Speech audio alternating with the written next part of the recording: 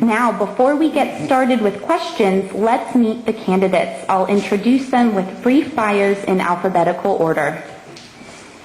Mrs. Janice Cavanaugh is married to Tommy Cavanaugh. She is the mother of 2 daughters and grandmother of 3 girls. She is also a small business owner of Janice Cavanaugh Appraisal Company. She has served on the school board for 19 years. During that time, she served 2 terms as chairman and 1 term as vice chairman. She has served on every board committee, and she is the former president of Mothers Against Drunk Driving and the former chairman of her local neighborhood watch.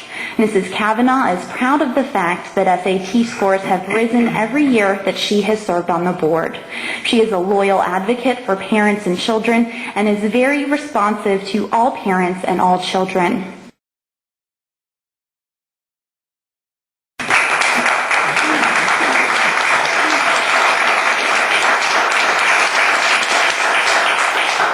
Now that we've met the candidates, let's turn it over to our panelists, starting with Star News columnist Cy Cantwell.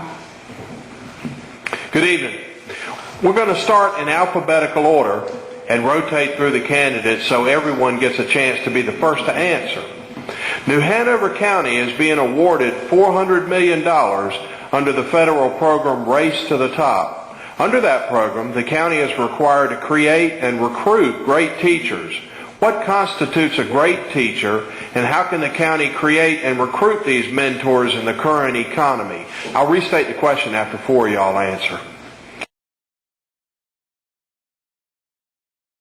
Ms. Cavanaugh? A great teacher is a teacher who is compassionate, a teacher who believes that every student can learn and truly tries to help every student regardless of the student's circumstances. I hope that we have great teachers in our schools. I try my best to make sure that we have great teachers in our schools. I believe that the best way that we can attract great teachers is through an aggressive recruiting practice throughout the state and the nation, and to ensure that we have teachers who are free from prejudice and open to all students. For allegedly employing a neighborhood school plan that hinders diversity within individual schools. With recent redistricting, New Hanover County is enforcing a similar neighborhood school plan under which some schools maintain mostly all white or all minority student populations. Parsley Elementary, for example, has a student population that is 97% white and only 3% minority. Question, do you agree that New Hanover County should continue enforcing neighborhood schools defined here as a districting plan that places students in the school nearest their homes? Please explain why you agree or disagree. Ms. Cavanaugh? This is a very clear question and a very clear answer. The 4 Republicans are very strong neighborhood school proponents. The 4 Democrats are all for socioeconomic busing and racial busing. I am opposed to busing for racial reasons and for socioeconomic reasons. The Supreme Court has in fact told us that we cannot bus for racial reasons. I understand wanting people to have a diverse background and diverse experiences. However, the greatest indicator of a student's success is parental involvement. You cannot have parental involvement of children whose parents live in public housing when they go to suburban schools when the bus system does not take those parents to that school. It is best for the children to be able to go to a school near their home.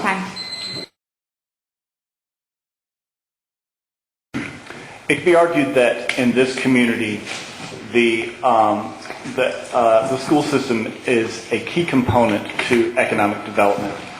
What initiatives need to be in place or need to be reinforced that are already in place to produce graduates who are stronger in science, technology, engineering, and math, and therefore better prepared for a sophisticated 21st century workforce?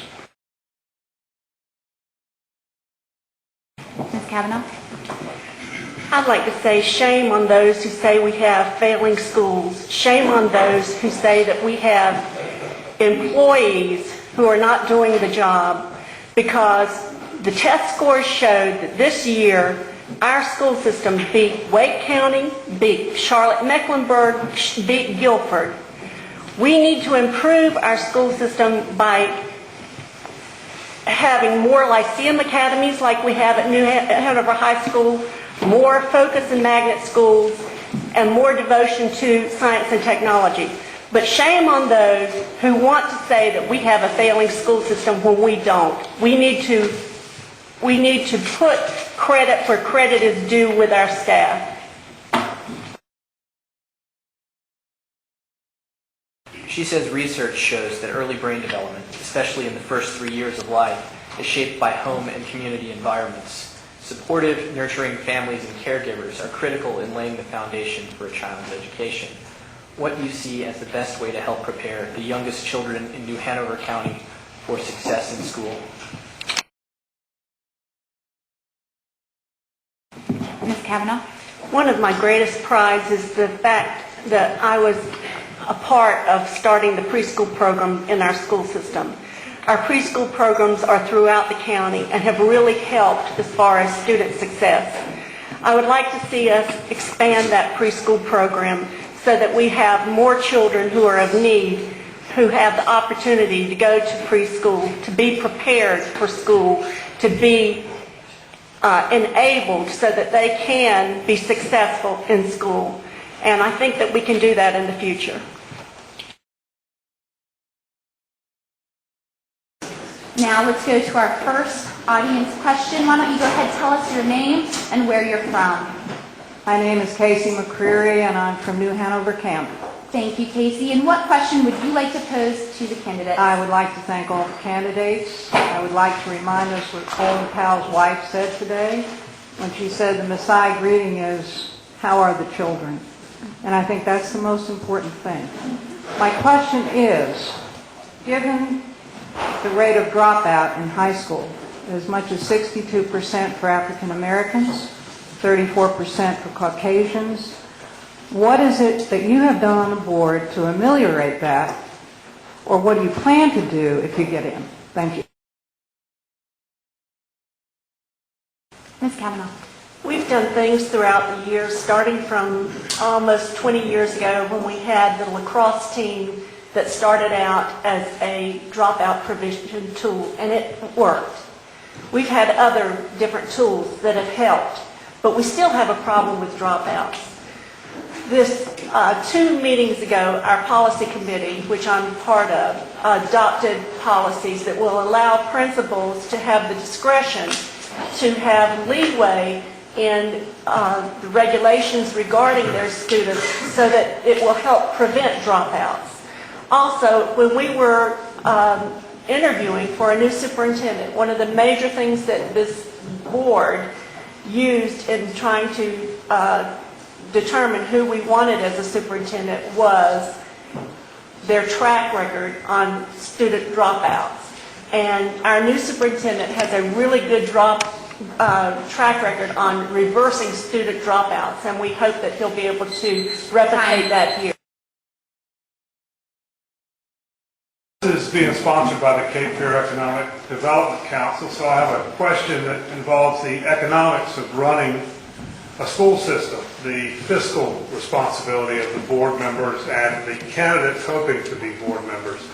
It's my understanding that we have capacity in certain middle schools within our county that sits empty while we put temporary classrooms at other locations at a great expense to the county, simply to avoid having to face the parents about the busing issue. Now, this is just hard economic decisions that need to be made about using the facilities that we currently have. I'd like both the candidates and the existing school board members to address the waste of funds.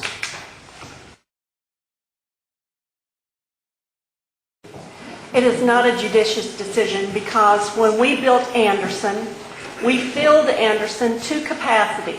The very next year, we had to redistrict because the school was over capacity. We said that that would never happen again, and we would never fill a school again. We would always leave room. So we purposely left room in Castle Hayne so that there would not be an overcrowded school and we wouldn't have to redistrict. Let's stop. That is why we did it. You can laugh if you want, but the parents who were redistricted were very, very upset and did not want to be redistricted. Parents want to have stability for their children. We attempt to do the best of our ability to have stability for our children. We attempted to fill the school to the point that we could without overfilling it. Where you're from? My name is Catherine Fleming. I'm from New Hanover County. I am a biomechanist by trade, but I'm the mother of a 7-year-old and a 4-year-old. So my 7-year-old is in the public school system, and my 4-year-old will be soon. I heard each of the candidates identify important qualities that make a successful teacher, as well as unique challenges that the socioeconomically advantaged and disadvantaged face. If we were to go back to busing for diversity, socioeconomic diversity within the public school system, my question is, how would you propose that each teacher could design an educational program to address the widely varying needs of these two different student populations within the same classroom? Thank you. Okay. Ms. Cavanaugh. We try our best to make sure that we have employees who are sensitive to all students, who teach to all levels. I believe that we have schools that do have a wide variety of students now. And I think that we could, if we went back to socioeconomic busing, which God forbid we do, that it could be taken care of as far as teachers teaching properly. Comes from Susan Coleman, who is a homemaker. The question is, do you believe that New Hanover County schools are utilizing the Magnet Schools Assistance Program to the fullest extent possible? Ms. Cavanaugh. We do need to market it better. We have attempted to market it, but obviously we haven't done a very good job, or we would have a more diverse population going to those schools. That was one of the major topics we discussed with our superintendent candidates, that we wanted to see improvement in our magnet schools. We wanted to see a more diverse population in our magnet schools, and I look forward to the superintendent addressing that. Thank the public for allowing me to serve as their representative for the past 19 years. I'd like to respectfully ask that you allow me to serve for 4 more years. If you choose to allow me to serve for 4 more years, I will do my best to continue to be the parent advocate, the student advocate that I have been. I will work hard for you. I will try to represent you to the best that I can. Thank you.